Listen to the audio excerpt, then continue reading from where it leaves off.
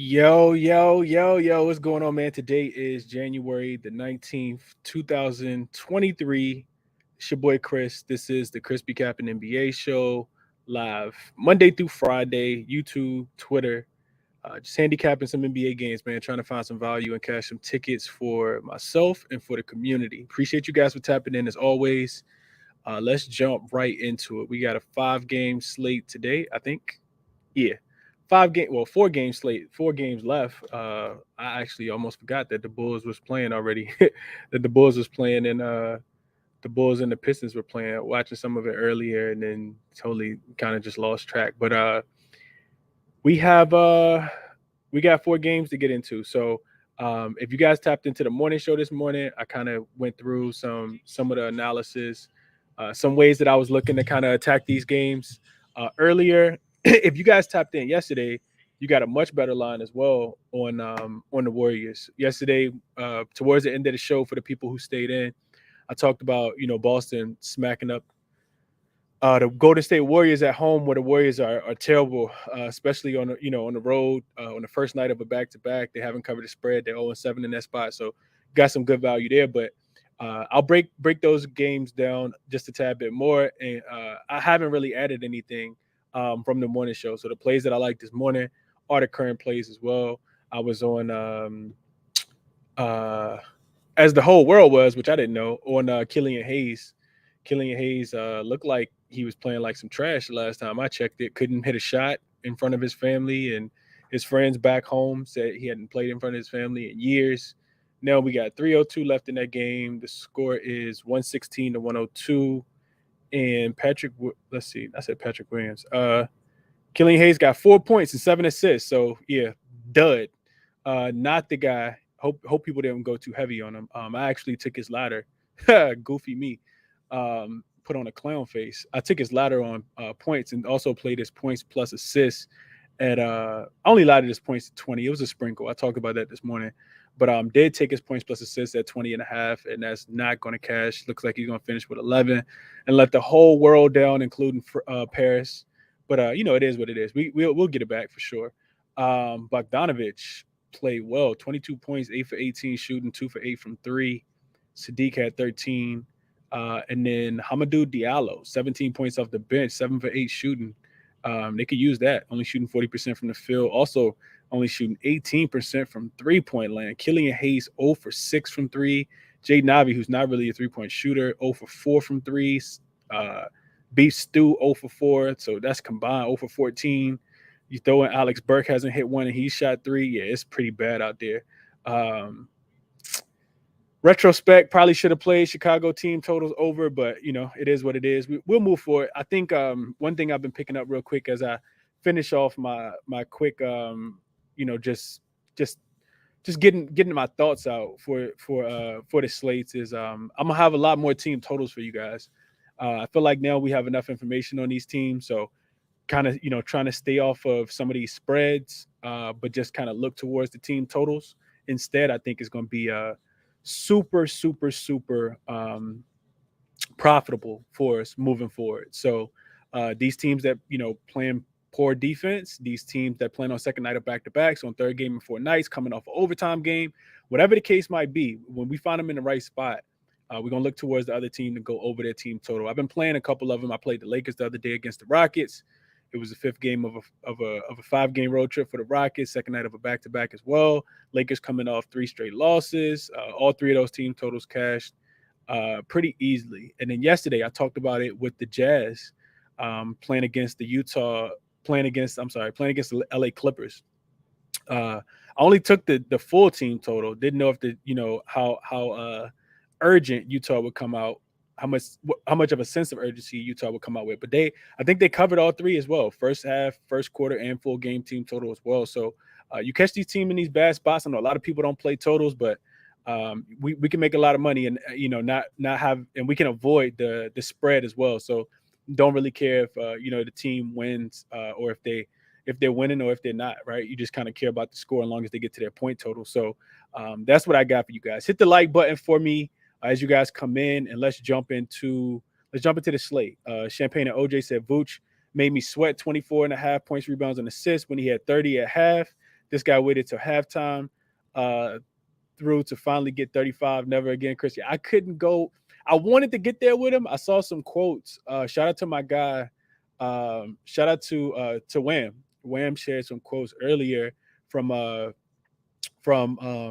coach. I'm forgetting his name right now, but share some quotes from the coach saying that they'll try to get him involved, just not even scoring necessarily, but just offensively try to get him more involved. But Booch will do that to you.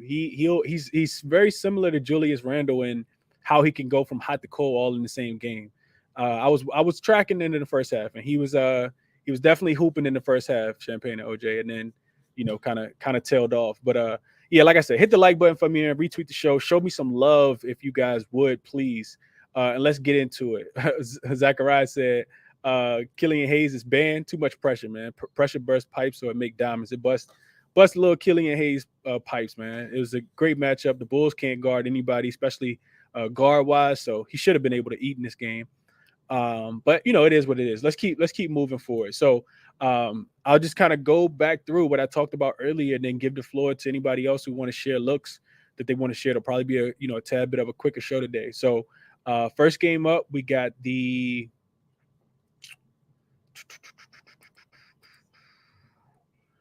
Golden State Warriors and the Boston Celtics. So I talked about this game, 7:30 tip. Spread's all the way up to 6.5. When I talked about it yesterday, the spread was at 5. I said, if you guys like Golden State, if you guys like Boston, get on them now. The line is going to move.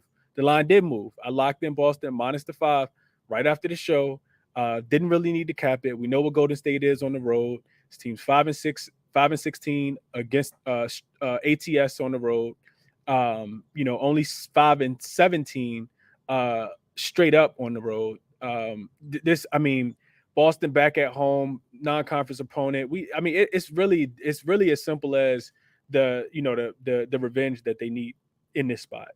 Also, I saw that Steph was actually at my city last night. Steph was in Charlottesville, Virginia, where I'm at the UVA game, watching the UVA Cavaliers play against the Virginia Tech Hokies last night.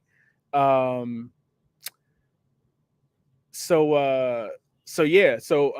think Steph not being it doesn't seem like he's really, really locked in. They also were, with the president and at the White House. So they got a lot of things going on. So we'll take the Boston team in this one. I took them at 5. I think they smack up Golden State in this spot. I also think looking at the team totals, I just kind of alluded to some team totals, but looking at the totals as well,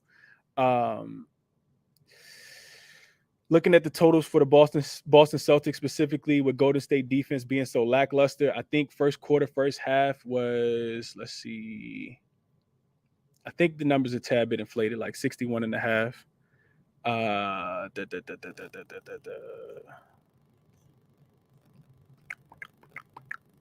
Let's see. First quarter team total for the Golden State Warriors. I'm sorry, for the Boston Celtics is 31.5. I think they probably get there. It's minus 120, so it's juiced to the over. Also, first half team total, you look at that, it's 63.5. So the books are expecting the Celtics to have at least 64 points in the first half. And I would be looking that way as well. The numbers are a tad bit inflated. So if you like Golden State, if you like Boston or the team totals, I hope you got on them earlier than right now, because 124 points is a lot, even though we know that the Celtics are fully capable of getting there. Also, didn't see any news about Jaylen Brown being rolled in yet, but I think that they get there as well. Let's see. What else we got?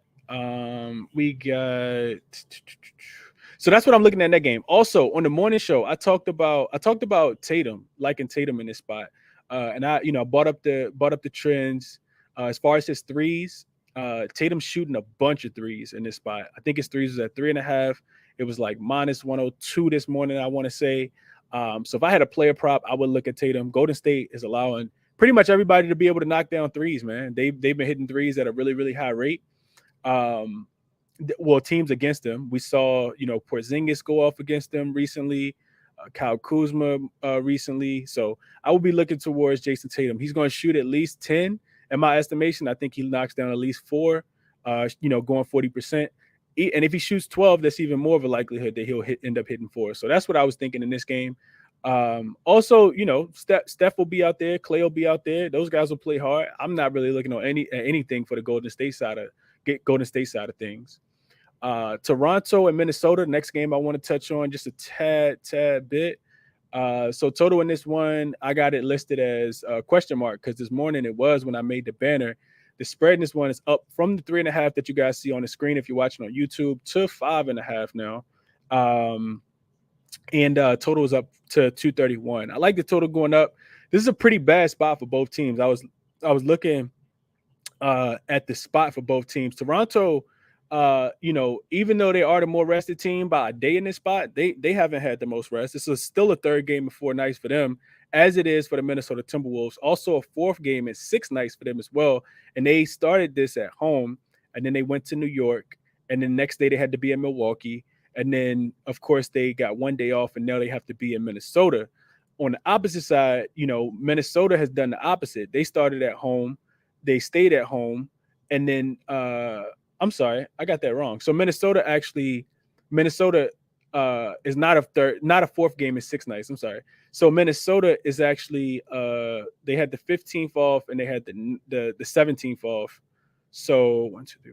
It is. So I'm sorry, my fault. I got that wrong. Fourth game in 6 nights, like I said. I thought I was right. So with Minnesota, they actually started at home, got beat Cleveland, got a day of rest, lost to Utah, and then had to go to Denver, and then they came back. So they did beat the Toronto Raptors home. The way I was I talked about it earlier, both of these teams actually struggle to guard the 3-point line. I do think that we see some tired legs in this spot. Minnesota on the second night of a back-to-back, and when you want to fade teams, you typically want to do it when they're traveling from road to home. If people watch that Denver game, stayed up for that Denver game, especially on the East Coast, you saw a Denver team that was actually kind of dead in the water. This Minnesota team fought hard to bring them back. I talked about it on the morning show. They just couldn't score the ball in the fourth quarter. A lot of those guys were really, really frustrated with themselves. They only scored 23 points. They got outscored 23-34 and lost the game by 4. So they were actually winning that game. Denver did jump out on them early at the end of towards the beginning of the first quarter, but they fought hard, only lost the first quarter by 3. And then their defense really picked up in the second quarter. Denver only scored 25 points in the second quarter. So for that reason, I was looking towards I wasn't looking towards anything. I was just thinking that maybe Denver would be Minnesota would be gassed coming back home in this spot. They also, got the questionable tag on Rudy Gobert. I don't think that we got news if he's going to be in or not. Also, we know that Anthony Edwards isn't 100%. This guy is still dealing with that hip injury, trying to, battle through it. Kudos to him, but he's also listed as questionable. Rudy Gobert, questionable with the growing injury. Austin Rivers. So in this game, you kind of want to take the more rested team. It's almost like a scheduled loss for the Minnesota Timberwolves in this spot. And I'm not saying that they're gonna come out here and lay down, but I do think that Toronto could beat them in this spot. I would be looking towards Toronto, maybe some team total overs, but I didn't play anything. Also, like I said, I think you attack it from the 3-point line. Looking at guys like Gary Trent Jr., Fred VanVleet. On the other side, looking at a guy like D'Angelo Russell, because the Raptors have defended the 3-point line pretty poor recently. So that's the way I'd be looking to attack this game. But I didn't play anything official in this one. Moving along to, we got 2 more games. Moving along to the Brooklyn Nets and the Phoenix Suns game. So earlier news came out that Chris Paul is going to continue to be out. And Cam Johnson is going to be back for this game. I think Kyrie Irving did say he was going to play earlier as well. And to me, this one's pretty simple, right? I mean, I don't think that there's a way I could back Phoenix in this spot. Phoenix is 1-9 against the spread. 1-9 last 10, 3-7 against the spread. Just not really able to score a lot of points recently, which is why we see the number come down, I think, from 225 down to 220.5 in this spot. And on the opposite side, of course, Brooklyn has been struggling recently, 6-4 straight up, but only 4-6 in their last 10. Of course, they'll continue to be without KD in this game, but they do get Kyrie back, coming off the loss in San Antonio just 2 nights ago. but I think that they bounce back. I think that they have enough. I think that they could be willed to a victory in this spot. And a short number like 3 is them needing to win the game by a possession. Seems pretty.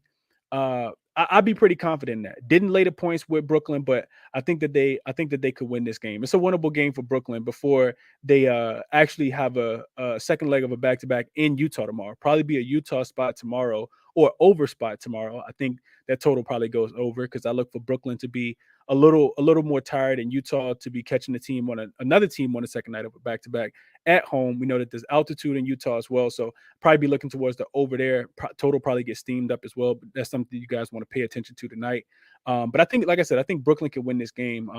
Phoenix they've been struggling recently. Like I said, just trying to score the ball and trying to defend. So I didn't really have any player prop looks in this one, but maybe a look towards Kyrie to cook tonight. I don't think that they have a point guard that can stay in front of him. He's also the more rested Brooklyn net as well because he took the day off and didn't play the game against the Phoenix Suns. So I think we get a fired up Kyrie Irving tonight to kind of get his guys the win and get them back on the running track after losing.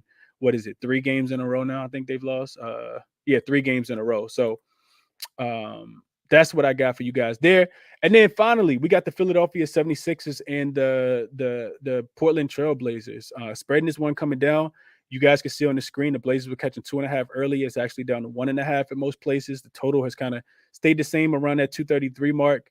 And Philly, red hot, 8-2, straight up last 10, 5-5 against the spread. Portland been struggling besides those couple wins that they got against the Dallas Mavericks when they were at home over the weekend. And I've, kind of harping on those. The first one being the Mavs coming off the double overtime game against the Lakers. The second one being the Lakers being the Mavs without Luka. So they did go to Denver and kind of show me something in the last game. They played Denver really, really tough, had some bad breaks in that game, didn't end up covering the spread, lost by 9. Lost by 9 on a 5.5 point spread. But they did play hard in that game. I think that eventually, Philly does have to lose. They've won every game on this road trip. And the last one was by 10 when they were catching a point and a half as a dog in that spot. Portland continues to not play any defense. Really, really hard for me to back a team that's not playing, a lot of defense. You look at the losses that they have recently. Last 4 losses, they gave up 119 to Cleveland. They gave up 119 to Dallas, 123 to Dallas, and 122 to Denver. So yeah, not a team I really want to back as far as points, which makes it hard for me to pick a side in this game. They do have the Lakers on deck in 3 days, January 22nd. So that's probably more of a winnable game. Not that they can't win tonight, because I do think that Portland is better than they've been playing recently. But I feel like you kind of got to show me. So I look for Philly to be able to dominate this game. I also think it's really important if Nurkic is ruled in or ruled out, because I know he popped up on the injury report and he's listed as probable, but we don't have him in quite yet. Gary Payton II, getting his legs back underneath him. I know this is only one of his few games back for this Portland Trail Blazers team because he's missed so much time. So best play in this game for me would be, I'll be looking at Dame. I talked about it earlier on the morning show. I'm looking at his points prop, man. Dame has been killing it, scoring the ball recently. You look at, I think I had it pulled up earlier. You look at Dame's game log recently. 44 points, 40 points, 36 points, 50 points, 30 points, 34 points. I feel like he's been trying to will them to wins. You look at his field goal attempts, it's all over 20 a game, besides 17 against the Dallas Mavericks, which was a game that I think was a blowout. The second game was a blowout. So I'll be looking towards Dame in this spot, man. I talked about this earlier on the morning show as well. The way that Dame could absolutely eat in this game is if James Harden is not matched up on them, but they do a lot of switching of pick and rolls. And if Dame gets James Harden in front of him, oh my God, it's going to be a lot of barbecue chicken tonight. A lot of finger licking, a lot of napkins being passed around if James Harden has to end up trying to guard Damian Lillard. So I think Dame goes over his player prop tonight. It seems like a Damian Lillard versus Joel Embiid type game, but I also feel like James Harden has to bounce back. He's been playing pretty poorly. Well, not pretty poorly. He had a poor game, put it like that. Singular, really poor game against the LA Clippers the other night, in a game that they still end up winning by 10. So a lot of those other guys contributed and stepped up. I think James bounced back. I know he had a triple single the other night, and everybody was expecting at least a double double from him. Some people, thought he would get a triple double based on his numbers against the Clippers more recently. So I do think that he bounces back. You also look at the Nuggets. I'm sorry, you look at the Portland Trailblazers defense against guards recently, and they've been kind of giving it up. I know Jamal Murray had a really good game. Luka had a good game against them recently as well. So I do think they're ball dominant guards. Josh Hart's a pretty good defender, but I mean, he's not stopping anybody. He's no lockdown defender, right? So I think James Harden, numbers would probably are in play for this game. But favorite thing, if I had to play anything, I would take Dame over his points and probably ladder him up to about 35. I think he does a lot of the scoring in this one. So that's what I got for you guys today. Like I said, top play of the day for me was the Boston Celtics. Played them last night -5. If I had to play anything right now, I'd be looking towards their totals. Really like Dame points to go over. I think it was 31.5. If I had to play anything else, and those are like my top looks. I think like I said, if I'm looking to play anything in the Toronto Raptors and Minnesota Timberwolves game, I think that the Timberwolves defense takes a step back. The Toronto Raptors team total right now is sitting at 118.5, and that feels obtainable against a Minnesota team that potentially could not have Rudy Gobert. If they don't have Rudy Gobert, I think they'll still try to push the line, push the pace, and we're seeing. So we're seeing the Boston spread move to 7 now. So maybe did we just get news that Jaylen Brown is probably going to play in this one? Let's see what I see. I don't see anything. Did Jaylen Brown get ruled in? Somebody let me know.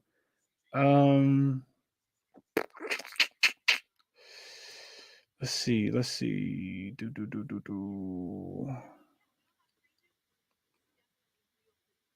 On track to play Thursday, barring setback and warmups. Yeah, that's what I kind of figured too. So those are my looks for today, man. Like I said, not a lot. Don't want to go too crazy on this card, but if you guys have looks that you like and you want to share, let me know what they are. Let me see what I got in the chat real quick before I come to the actual spaces. Spicy P should eat with no Gobert. Yeah, he should. He definitely should. They don't really have anyone that can guard Pascal Siakam. I don't think either. They'll probably end up putting like Jaden McDaniels on him. Yeah. Yeah. John said, I'm a Sixers fan going to the game, and I'm with you on Dame points. I like it, John. I like it a lot. Anthony said, hey, Chris, have you seen a DK boost for Embiid and Dame over 65 points? I have not, but I would not be taking that. I would not be taking that for both of them to finish on 30. Yeah. I think the books are probably expecting the James Harden bounce back. If I had to, say why I think Embiid and Dame are boosted to score 65 points. Also, I talked about this the other day when the Denver Nuggets were at home against the Portland Trailblazers. Anthony Simons does not play well on the road. He typically has his best games at home. So he could be the guy that goes off, and maybe you don't need, 35 points from Dame. Maybe you just need 27 from Dame. But I like Dame to go over his points. I also like I couldn't talk anybody. Embiid's an absolute monster, dog. Everybody's barbecue chicken to Embiid. A lot of barbecue chicken. Like I said, finger licking, napkins, hand sanitizer, all that good stuff when you're talking about Embiid, man. But yeah, that's what I got. Could you talk me off of the over 233?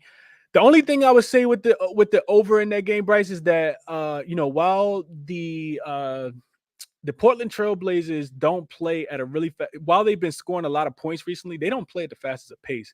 They typically it's weird because some teams, I think, when they play really good defense, they like to get out and transition and run. The thing with Portland is they haven't been stopping anybody. So if you can't stop teams, if you think that they can stop slow Philly down and get out and run in transition, then I think you do take the over, because I think Philly gets to their points, right? I think it's going to be a matter of if the Blazers are going to be able to actually score the ball. Are the Blazers going to make shots? Because we see their offense go into really, really high lows at times, right? Where they're not able to score the ball. They're missing shots. They're just kind of struggling to score the ball, especially against pretty good defensive teams. This Philly team is a pretty good defensive team. They play defense. They play hard for Glenn over there in Philadelphia. So yeah, I couldn't talk you off the over. Like I said, only hesitant because Portland, while they should score tonight, not 100% sure that they play really really fast. We know Philly plays slow pace too, but they do score the ball. Both teams shoot a ridiculous amount of free throws. That's true. That is true. And that shooting free throws would only lead me towards the over, Bryce. So if you like it, like I said, I couldn't talk you up. I don't have any money on the under, so I'm not in competition with you, my brother. If whatever you play, I hope you end up cashing it. Let me come to the chat real quick, man. Like I said, 25 minutes. I'm done with all my looks. Strongest look for me today. I'll go over it one more time. I locked in the Sixers. I mean, not the Sixers. I locked in the Celtics last night. As soon as I finished the show, -5. Like the team totals right now where they are, I would look probably first half and full game if I had a play in those. And also, what else did I say? Damian Lillard points is what I'd be looking at. And then somebody threes from the Timberwolves and the Portland and the Raptors game is what I'd be looking at. I'm not sure who makes the threes, but I know a lot of threes get made in that game. Both teams bottom 5 in 3-point field goal percentage last 5 games. Also, same thing with Boston, which is why same thing with Golden State. They're actually the second worst defensive team at allowing 3-point makes and opponent 3-point percentage on the road this season. So I'd be looking towards them to be able to go over their points as well. So those would be my top looks for the day. Only thing I locked in was the Celtics -5. Probably gonna play Damian Lillard points. I done talked about it 7 times, so I'm probably going to end up playing Damian Lillard points over 31.5. Hit the like button for me if you guys can, and I want to kick it to the people in the chat that got other looks that they want to share as well. Coming to my guy Mitch first. What up, Mitch? Hey, what up, Chris? How you doing, man? I'm good, bro. How about yourself? I'm good. I got some ammo to back your Damian Lillard here. What you got for me? Points. So Damian Lillard home games versus the Sixers. Last 4, he's got 39, 30, 51, and 33. That's what I need to hear right there, Mitch. That's what I need to hear. Was at 31? So that's 1 push and 3 clears. So that's a good one. I like that one. I'm playing that one as well. And another sneaky look I'm looking at was Kyle Anderson. I don't know who's going to be, if there's going to be rebounding. If Gobert's out, I would definitely hop on his rebounds. They're sitting at 5.5 right now. He's had, 11 and 11 his last 2 games, as well as his assists. His assists, he's got 8. He had 8 last game and 8 the game before. Let me just pull that up real quick. He had 8 the last game and 10 the game before. So his assist line is sitting at 4.5, and I think that's at plus money. He had 5 in the game before. 4 and 4 in the games before that, and then 6 and 6 and 5 in the games before that. So he's been clearing it. Especially if there's going to be less people out there for the Timberwolves. He's going to be one of the main ball handlers. He's getting more minutes. He's up in the 30s. I think that maybe a Kyle Anderson rebounds, assists, or just go after his assists. I think if Gobert's in. I like it, man. One other thing. So Mitch, you brought up a good point. I know one thing I was looking at if Gobert's ruled out. I don't like it as much tonight just because it is the second night of a back-to-back, third game in 4 nights, and the road home travel. But if you look at the game log of Anthony Edwards when Rudy Gobert doesn't play, he gets a lot of rebounds too. Like a lot of his double-digit rebounding games come in that instance. But like I said, back-to-back, not even in the same gym, third game in 4 nights, and you got him dealing with that hip issue. I think you go with the healthier player, Mitch. I think you're onto something with looking at slow-mo, Mr. Slow-mo. I like it, Mitch. I like it a lot. I hope you cash it too, bro. And I'm locking in the Dame. I needed to hear you get behind me on that one, Mitch. I needed to hear that that validation of the extra that I didn't even take. And his point prop actually down to 30.5. So I'm on it with you, Mitch. What was it? And I was looking, and Sixers, they got one of the best defenses against point guards, best 3-point looks against point guards. But then I was looking at the recent trends, and they're really not playing up to that up to that level over the last 7 games, 14 games, 10 games. However you want to slice it. So they were super strong at the start of the year, but it's on the up and up for the opposing point guards. Absolutely, Mitch. Great follow up point as well. Yeah, I like it. I like it a lot. Um, okay, let me kick it to Bookie real quick. What up, Bookie? Best of luck, Mitch. Hope you cash those, bro. Appreciate you sharing as always. What's up, Bookie? You, what up? I got I'm just gonna share one play because that's really all I have written out right now. Got a late start. This slate's kind of small too. Don't really like much. But what I do like, I'm a Celtics fan, and I know Andrew Wiggins. He just has a tendency to just always have opportunity against us. Just the way we play defense against Steph and Clay, trying to front screens and always chasing. He just always has a lot of opportunity. His points line is 15.5. It just seems like a point too low for me. It's plus money too. I'm sure the books know better than me, but that just seems like a point too low for me. He's over in 15 to 22 games with Clay and Steph, averaging 18.2. That's 0.3 more points than a season average. Golden State, obviously, on the road today where they struggle. They have some of the craziest home and away splits I've ever seen. Almost every player is averaging like 3 to 4 more points less on the road. But despite this, Wiggins is still over in 6 and 11 with Steph and Clay, averaging 16.2 points. Three of those 5 unders came in games he shot under 37%. He's shooting just under 48% on the season, or just under 49% on the season. One of those games he also played less than 30 minutes, and in 2 of those games he landed on the hook. Versus Boston, as a Warrior, including the finals, he's over in 7 and 9, averaging 19.3 points on 16.9 field goal attempts. That's 2.3 more shot attempts than his season average with Steph and Clay. Obviously, a huge part of Golden State taking down Boston, getting a lot of just advantageous matchups, especially when Steph and Clay tend to get hot. Boston starts chasing a lot on those screens, trying to fight through things, especially when Wiggins is the screener. Sometimes he opens up at the top, gets a lot of really good looks. Boston also this season allowing the 6th most points and the 7th most threes, where he's scoring 46% of his points to small forwards over the last 30, giving up plus 4.09 points and plus 0.55 three-pointers made to the average over the last 30. Just some small forwards first. Boston scoring well over their average. Jalen McDaniels averages 11.2 points, scored 26. Joe Harris averages 8 points, scored 18. Najee Marshall averages 10.5, scored 18. Katie averaging 16, scored 25. Bruce Brown averages 10, scored 21.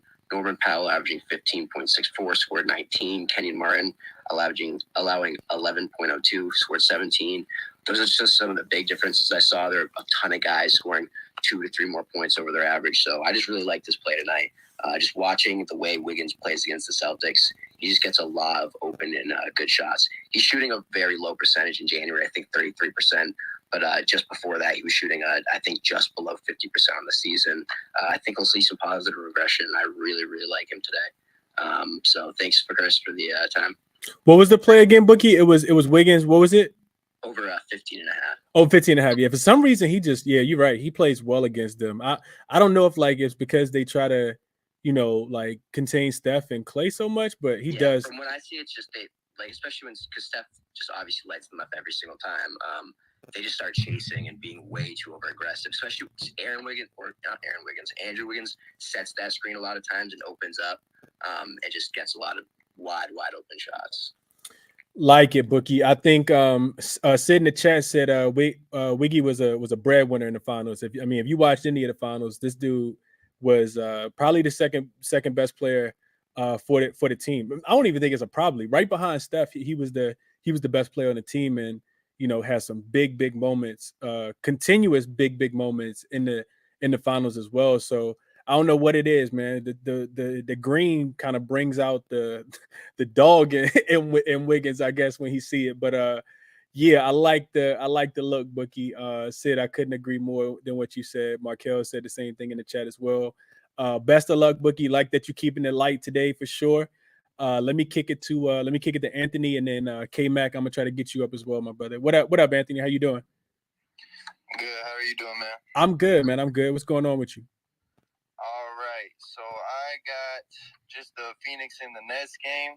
I did some looking at that. I got Ben Simmons steals plus blocks at plus 2.5.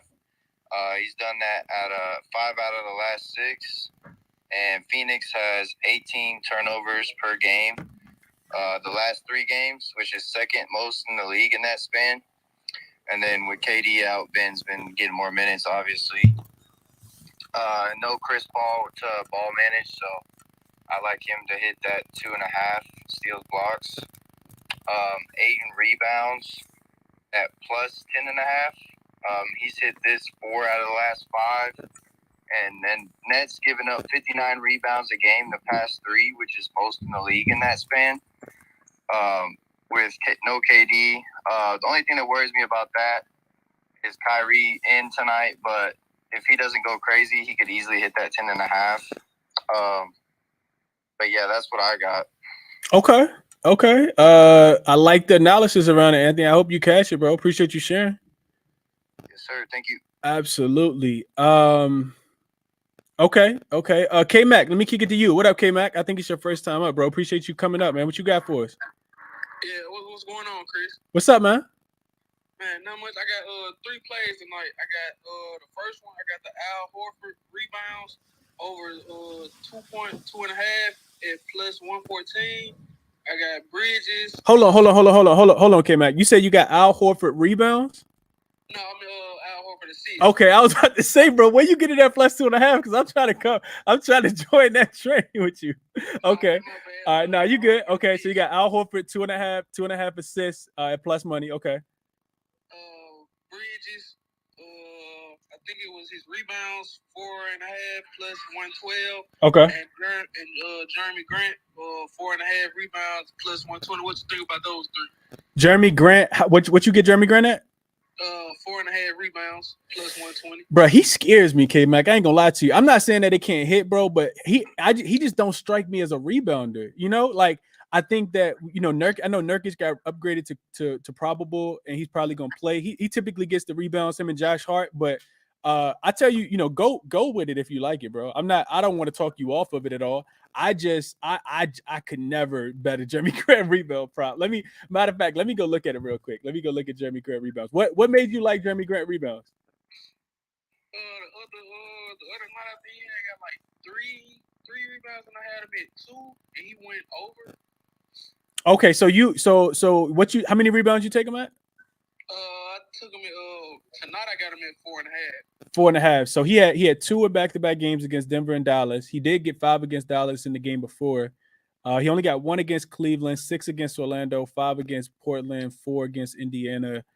Situationally, I will have to look at that as well. But I don't know about that one, K-Mac. I hope you cash it, bro. I don't want to talk you off of it because if I do, it's probably gonna hit. But it's some cause for concern when I think about Jeremy Grant's having, especially with how tall he is, right? He's so long, athletic.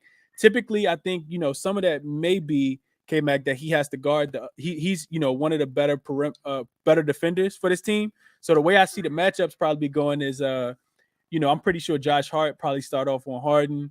Of course Nurkic is gonna have to guard Embiid, but Jeremy Grant probably gonna guard Tobias if I had to guess. Depending on how aggressive Tobias is, which Tobias typically isn't too aggressive, but it could lead to some more rebounds for him because if they're feeding the ball to Embiid, I'm just talking out loud. If they're feeding the ball to Embiid on the post, then Jeremy Grant should be the one coming over getting the weak side rebounds, him and Josh Hart. But does he, want the rebounds over Josh Hart? You know what I mean? Like, or does he let Josh Hart get the rebounds? So let's look at Josh Hart real quick. So Josh Hart had 6 rebounds last night. He had 12 against Dallas, 4 against Dallas, 7 against the Cavs, 13, 8, 12, 10. Like he's the guy that's rebounding the ball just a tad bit more. So if you look at these games where, a big opposing center that can score the ball or facilitate an offense that runs through that center pretty much. Last night against Denver, Jokic is on the other side. He had 6 against he didn't really play against too many people that got a dominant center. So yeah, that's the only one came back. I don't want to take too much time. That's the only one that kind of give me a tad bit concern. But like I said, as long as your analysis back it, bro, take it, man. I hope you cash it. True. One more. Yeah, what you got? What you think about that Miles Bridges 4.5 rebounds. I think the other thing with all the rebounds, K-Mac, it's gonna be about defense. You think it's gonna be enough opportunities for him to get 4 rebounds? I think so. You think so? Yeah, I think so because KD out, and most likely he'll be probably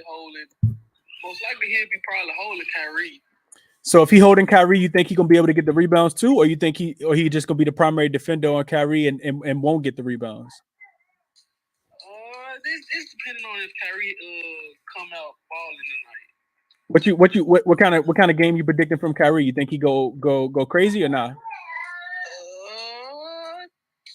With him being sitting out and coming back and KD out, it's most likely it's probably gonna be his game. Yeah, that's what I'm thinking too. Bridges might have his work cut out for him on the defensive end, K-Mac. Looking at the game log, of course, this isn't everything that you look at, but looking at Bridges versus Brooklyn, he played him in February 1st. He had 8 rebounds. He played him in November of last year, of 2 years ago, of course, 2021. He had 6 rebounds. So he's gone over that number, in every game in the last 7 games, except one. He had 3 rebounds in one of those games, but I'm not sure about that one either, K-Mac. I think Bridges, like you said, probably gets Kyrie, but he's a pretty good rebounder. So I'm not 100% sure about that one either, Kim. I don't want to feed bad information without me, taking a deep dive into kind of looking at these different angles that I need to get the rebound prop that I like. Yeah, no problem, bro. Nah, I appreciate the question though. That's why I do the show, because people ask questions and they get my mind turning, and I start thinking about things that I hadn't been thinking about at first. So I like it. Andrew said Bridges will get boards tonight in the chat. Said Bridges gonna be on Kyrie, which is what I thought as well. And real quick, I know Andrew had mentioned something else that I wanted to address in the chat. He said that what did Andrew say? He said I thought it was interesting stuff. He said TJ Warren was done wrong by Phoenix. They basically traded him because he doesn't try, quote unquote try. So could be another big game for TJ Warren tonight. I know he cashed his point prop in the last game. I took it as a personal play at 14.5, and that one cashed pretty easily. I think he finished with 19. So could be, maybe if people are looking at TJ Warren props tonight as well. Somebody gonna have to score, and we know who allergic to scoring for this team. That would be the one himself, Mr. Ben Simmons. I think if he goes to the rim and tries to score the ball, he might break out in halves. So he don't attempt to do that too often. But appreciate you, K-Mac. Best of luck on those rebound props tonight, my guy. Let me kick it to Ben real quick. What up, Ben?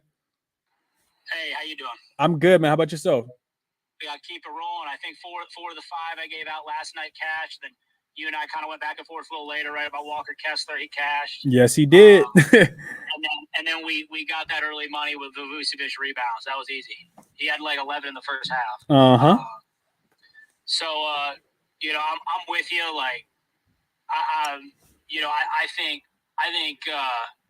if we look at this Phoenix game, like, I'm gonna take a look at Simmons rebounds. I haven't done it yet. But, like, Phoenix is small, man. That's a really small team. Like, he is just so much bigger than everybody out there other than Ayton. And even still, like, Ayton's going to have the ball in his hands so much that, like we've said, right, when guys are shooting, they don't get rebounds, So I don't know. I've come to really value Simmons. I know most people hate on him, but maybe that's why he's been cashing so much, right? Those lines just – people don't like betting on us. They don't adjust them. His rebound assist line has been so good without Durant, So I'm going to shop that around later. But what I'm on, like, locked in so far, I got the Celtics -6. I never come in here and give out sides, but, I mean, I'm with you with what you said yesterday. I won't get into it too much. I'm on the over in that Philly-Portland game. I see a lot of mismatches on both sides. I think Embiid is going to make Nurkic look like a fucking wet zoo animal defensively. And I think Portland has given up the most points to centers the last 15 games. Embiid is averaging just under 38 points a game on the road with Harden since like December 1st. It's a crazy stat. I'm just going to keep playing him and keep laddering him to 40. He cashed my 40 ladder the other day at plus 420. So I'm just going to keep rolling with him. I know a lot of people, they say, man, like there's not a lot of value in betting stars. Man, I like betting on great players to be great at what they like doing best. You know what I mean? In that game too, I love Jeremy Grant as a scorer. It's been very well chronicled over the last couple of years that Philly can't get out of the East because they can't guard the forward position. They can't guard Tatum. They can't guard Giannis. They just can't guard these power forwards in the East. And I see the same thing with Grant, right? Like, I think we see it ebbs and flows in the NBA, right? Like the Nuggets were kind of dog water against point guards earlier in the year, and then you look at the last 15 games, they're actually like making some adjustments. It's very rare that we see a team just bleed to one specific position just for the entire season in every split. They're top 3 in the NBA in points allowed in power forwards. Last 7, last 15, last 30, and full season. That, to me, that just says they're not capable. They're simply not capable of guarding a forward. So I got Grant points at 18.5 last night. I got that shit laddered up to 30 for plus 850. Unit and a half on the points, then I just split up a half unit on 25 and 30. He might be my favorite play of the night. And then trying to think there's any others. I like Siakam for 20 in the win as well. Really bad matchup. Naz Reid ain't a great defender if Gobert sits, and they're playing on a back-to-back. And again, I think you and I have talked about this before, Chris. We love attacking bigs on the second leg of back-to-backs when the guy they're going up against is rested. And then if Gobert does play, that's just not a great matchup because Siakam can operate at all 3 levels. Embiid's about as good an interior defender as there is in this league. There's no doubt about it. I know people hate on him again. He's really good there. But he can't hang with Siakam in the mid-range or on the perimeter. And, Siakam's averaging right around 27.5 a game since December 1st on the road. I like Toronto tonight. If Toronto wants to compete, they got to win games like this. I know that's not a reason to like them. I like a lot of their other matchups too, obviously. So give me Siakam 20 in the win as well. Okay, I like the breakdown there, Ben. I like that a lot. I think you probably talked some people onto the Jeremy Grant look as well, Ben. That's something that I don't think a lot of people was looking at, Ben. That's my best play of the day, man. You got Lillard. Lillard's got a negative matchup, right? Philly, like near the bottom of the league in points allowed to the point guard position last 15. And you want to play Simons too. They're bleeding the shooting guards a little bit.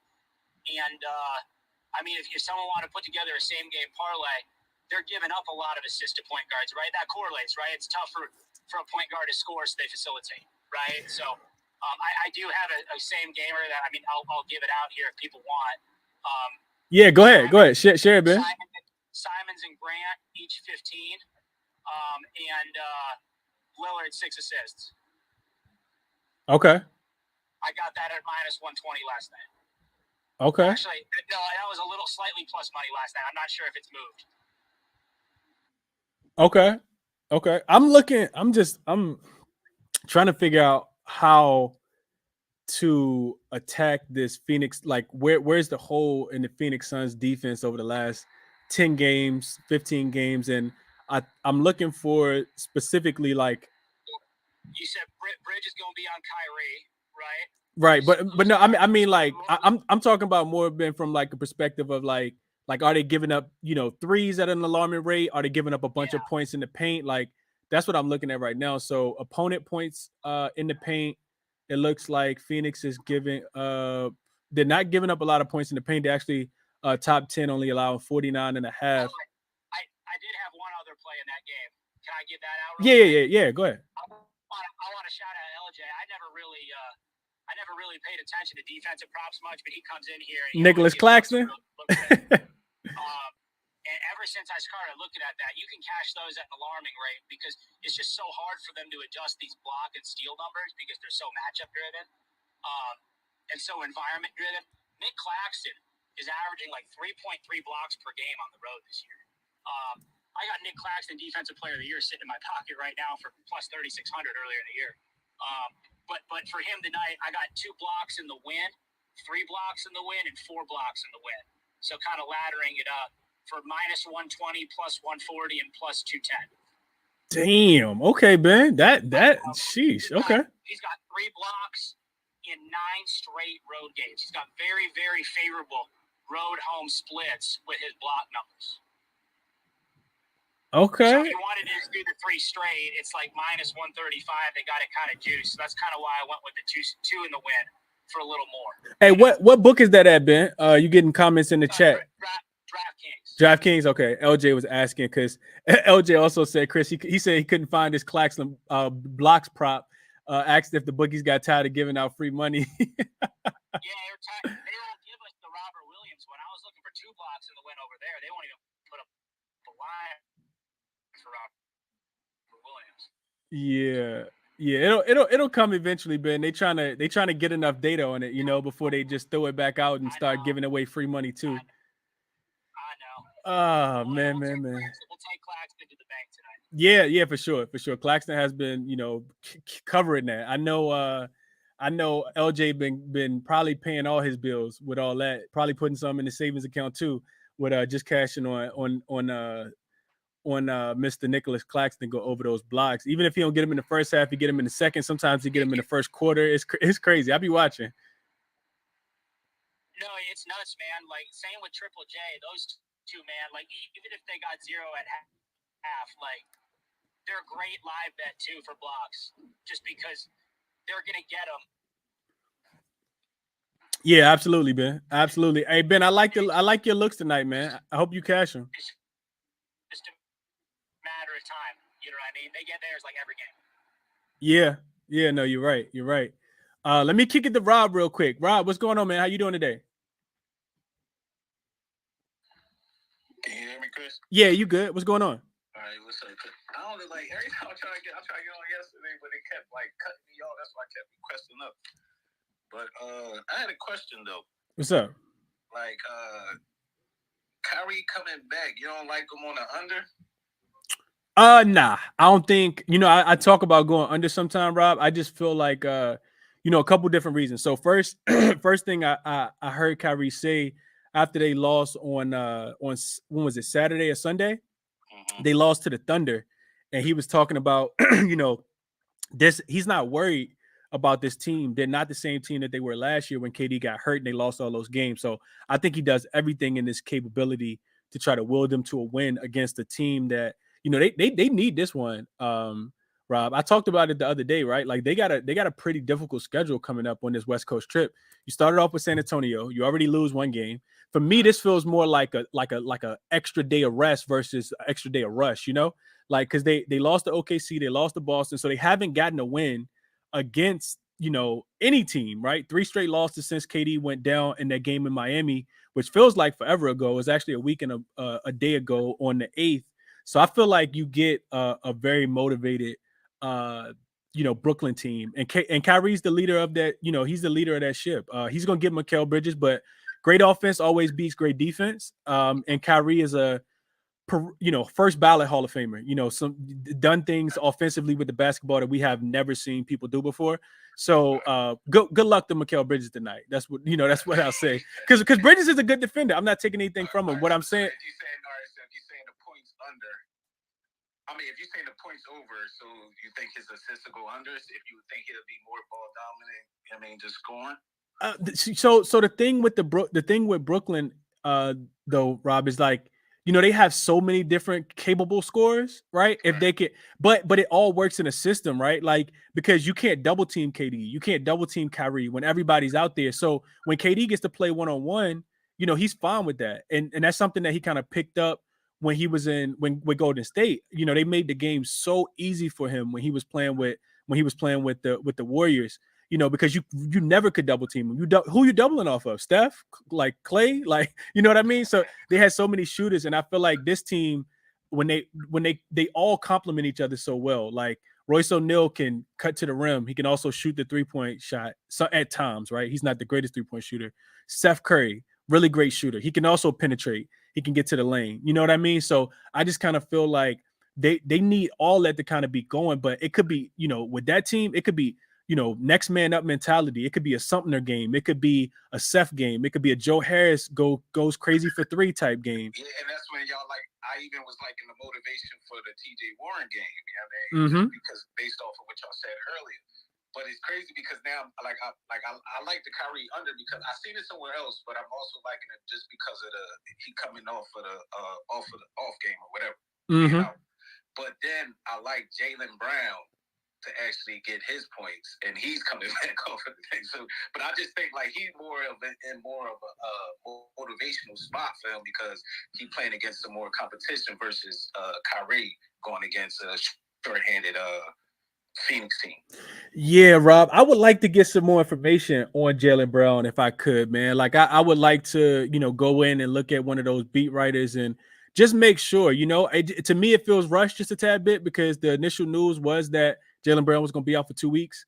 And then 2 days later, we hear that he's upgraded to questionable. Like that, it's some funny stuff going on in the NBA. So is that Jaylen Brown like really making a lot of progress? Or is that Jaylen Brown wanting to get back for this game specifically because he has this one circled, on his, internal calendar, right? And that's what I kind of was thinking. Because that's my last thing. And I'm going to get all like, because I was trying to request up yesterday for because I was going to ask you a question about the Bradley Beal spot, him coming back, and then he actually went under his points, but I didn't take it because I never got up to right. Yeah, but he actually went under. But I mean, that's my question I have for you though, man. Yeah. Nah, Rob, that's a really good question, bro. Really good conversation starter, and I think it's questions like that to kind of get all our brains kind of turning, man. That's why I like doing, like I said, that's why I like doing the show, man, because I'm not the smartest.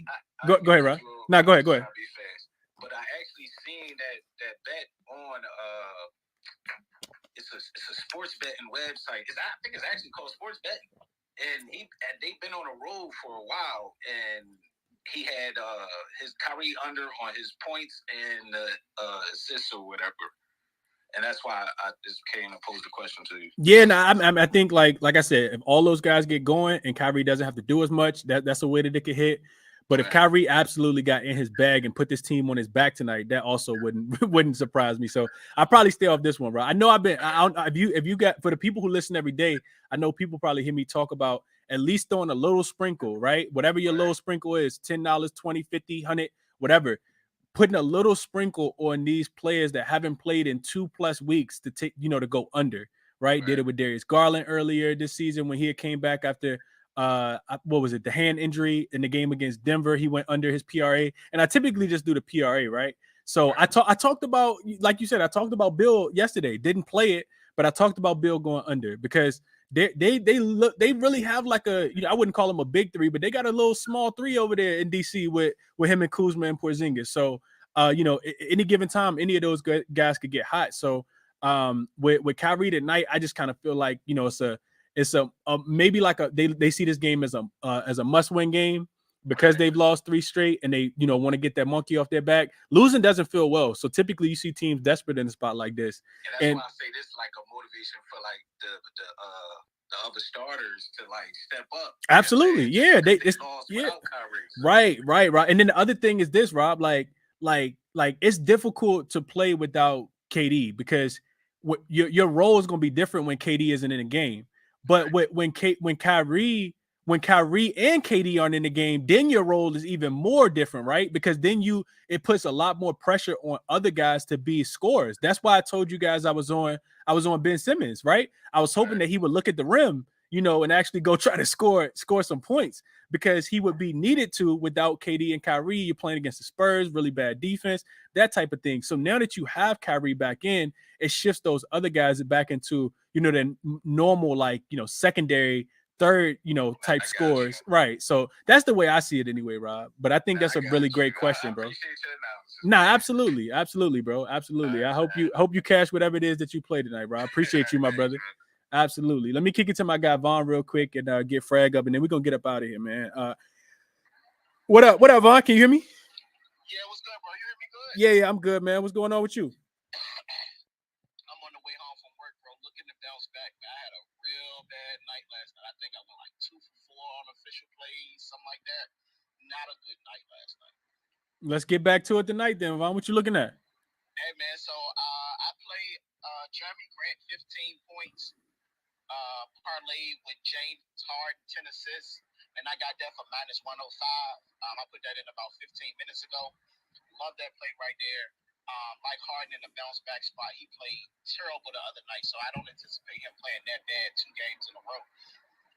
I play Siakam. I will play Siakam at 21 or 22 points once they release all lines. I'm gonna play him at like 22 points and 6 rebounds. Minnesota just not a good defensive team. So yeah, I like that one. But I can't put it in that they haven't released the alt lines on FanDuel.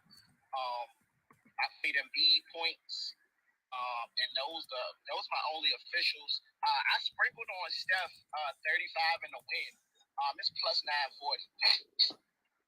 Home got a whole lot of reasons. You breaking up, Vaughn? Can you hear me?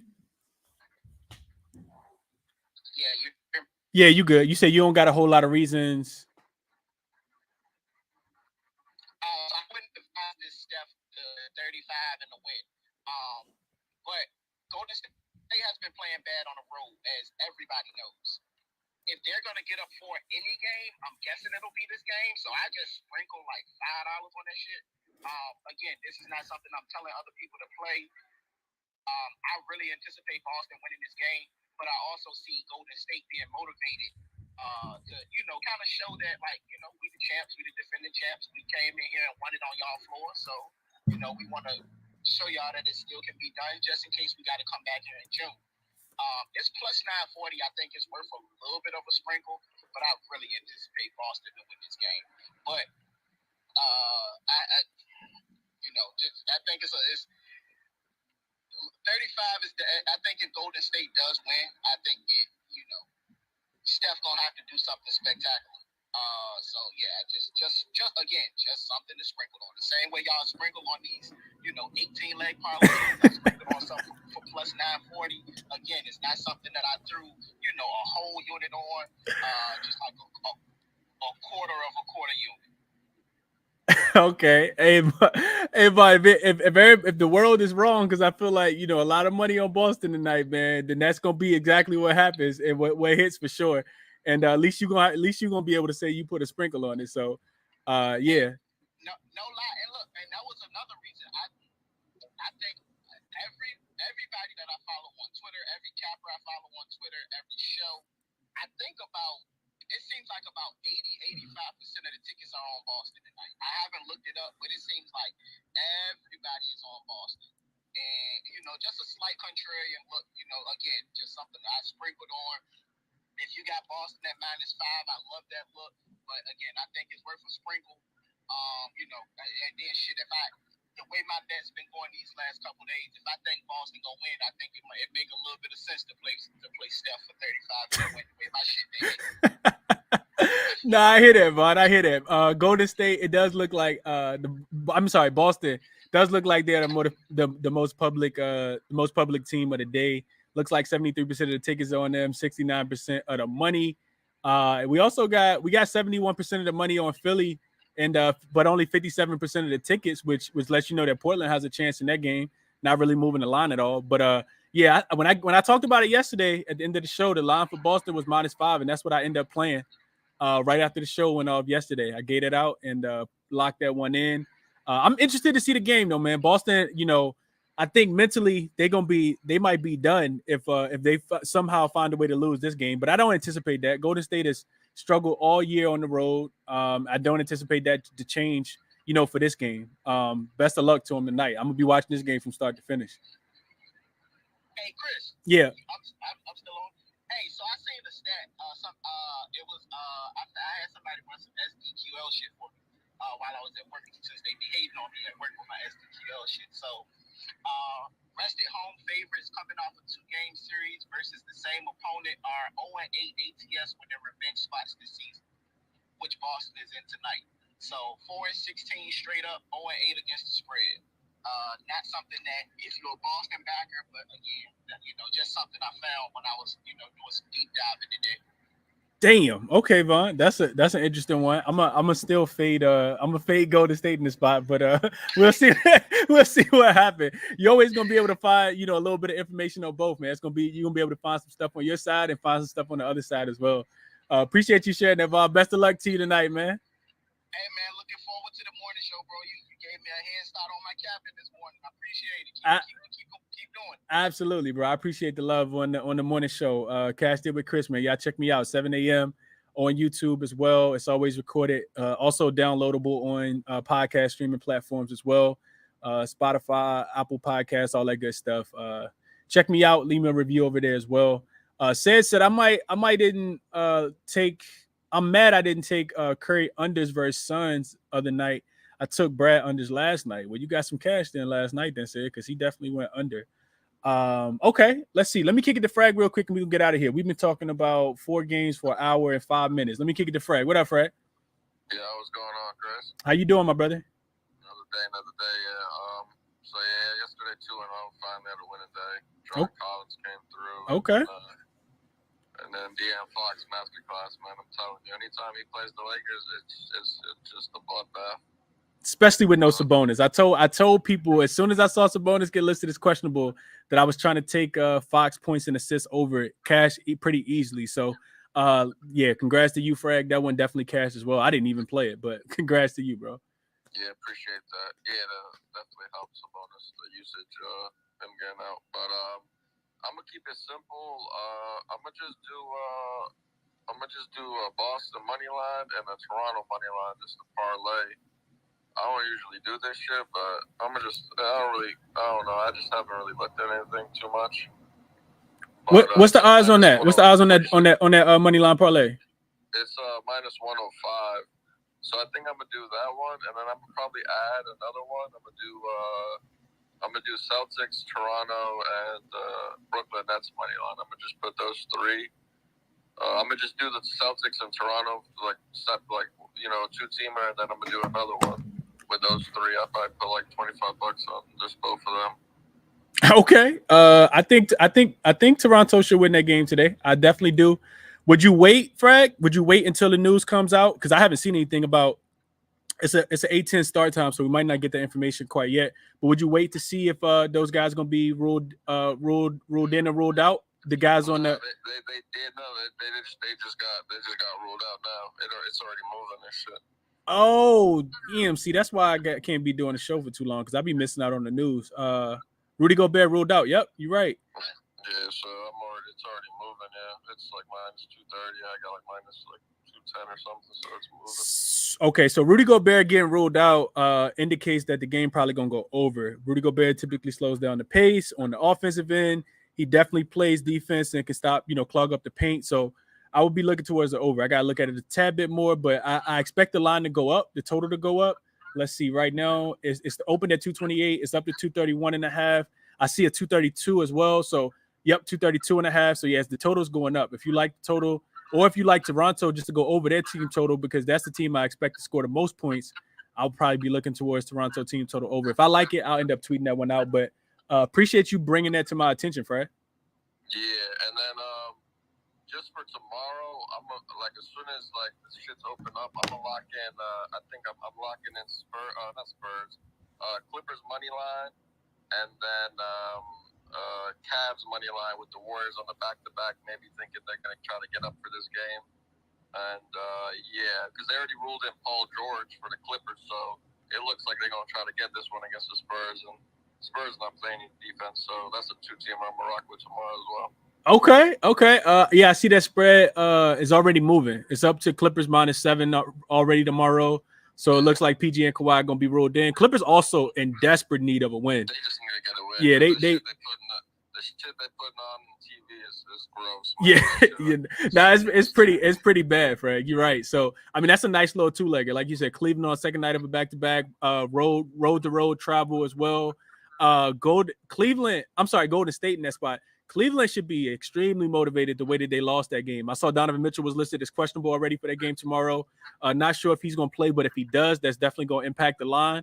And like I said, Cleveland, feel like they got robbed last night. Dylan Brooks got the game-winning block in a game that they could have potentially lost if he doesn't get that block last night on Darius Garland. So I think they played over their head, but I think that they also probably want some revenge against Golden State. I also think that, because Golden State beat them in Golden State earlier this season. I think they beat them by 4 on a 2-point spread. But I think it was pretty telling for Cleveland. Like, I think that game yesterday, of course, there's no moral victories, but I think, it's pretty telling that their offense plays so good. They scored a lot more points than I thought they would, which is the reason why I lost that spread yesterday. Cleveland showed something on the offensive end. Being without a guy that takes about 30% of their usage. So couldn't talk you off for that two-legger for tomorrow, Fred. We got a lot of really good games tomorrow. Lakers, Memphis also coming to LA. They already 6.5-point favorites over the Lakers. So yeah, I advise you guys to start looking at this stuff early, so you can get the best of the lines, especially if the injuries aren't going to impact the games at all. So that's what I got for you guys there, Freg. I like the 2-leg parlay tonight too, man. I think the Timberwolves should be able to get. I think the Raptors should be able to get that done. And of course, I'm with you on Boston because I got them -5, so they better win on the money line. Yeah.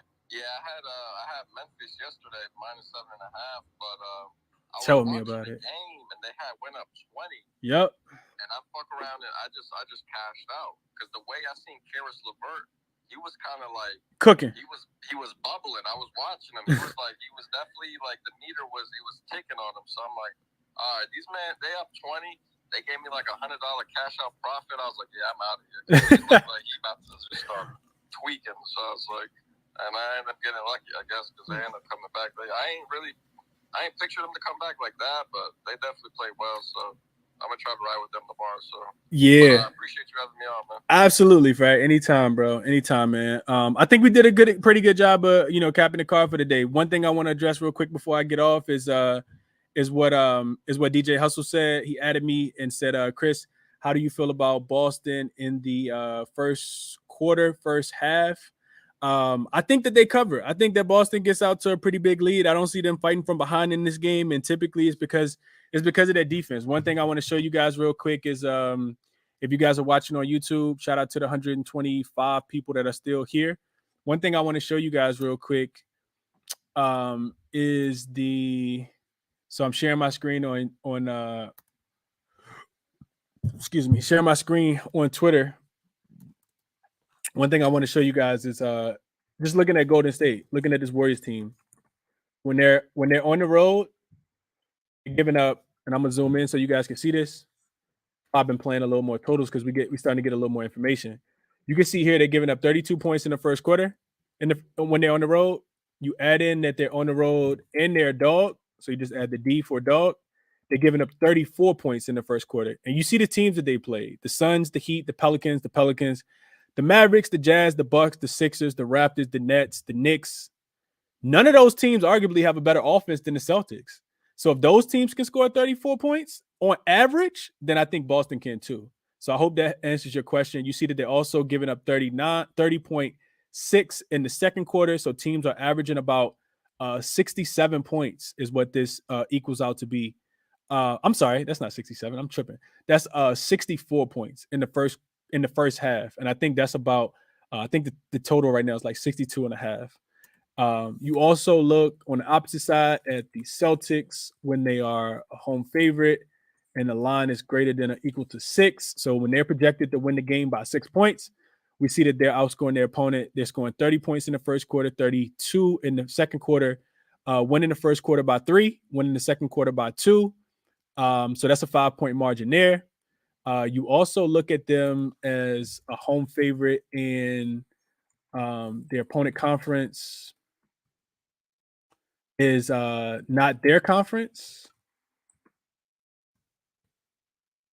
And you guys see here, the Celtics are 8-0, 6-2, 8-0 straight up, 6-2 against the spread, scoring about 62 points in the first half, only giving up about, 54. So 5-point margin there as well. And then the biggest stat that stuck out to me, going back to the Warriors side, and this is the last thing I'm gonna do before I get out of here. It's kind of showing you guys some SDQL stuff, how I break these games down. Biggest thing for me was looking at the Warriors when their next game. So when they're on the road in their next, they have no rest in between. So this one right here jumps out really, really big. So they're on the road and no rest. I'm sorry. On the road and their next rest equals 0. What you guys see here, though, is when this will be the spot for tomorrow if you wanted to back them tomorrow against the Cavs. You guys see that they've not covered any of the recent spreads except the one against the Wizards, but this is when they're playing on the front end of a back-to-back. We see that they're giving up combined 70 points in the first half in this spot right here. But if you look at them on the first leg of a back-to-back when they're on the road, they're 0-7 against the spread, 1-6 straight up, 5-1-1 to the over, giving up about 62 points in the first half right here. You guys can see that. So, yeah, Hustle, I think you do take, you look at those totals if you think the spread is a tad bit too inflated. But that's what I got for you guys, man. Since I've been on the show, I locked in Dame points over. It's going to be a light day for me. I got a lot of stuff going on outside of sports betting. I just still find time to do hour and 20-minute shows. So hope you guys appreciate that. And hopefully we get some cash tonight. I'm on Boston minus the 5.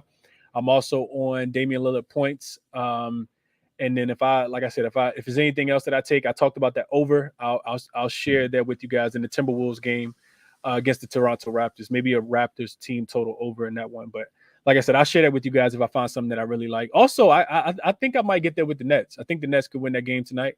They should win the game by more than one possession against a struggling Phoenix team at home. But I'll see. If I like it, I'll tweet it out. Best of luck to you guys tonight. As always, none of this is financial consultation. This is theory. You guys seen the SDQL trends, the SPO-DEVs, the NBA advanced stats. Best single bet, John, is the Boston Celtics minus the 5.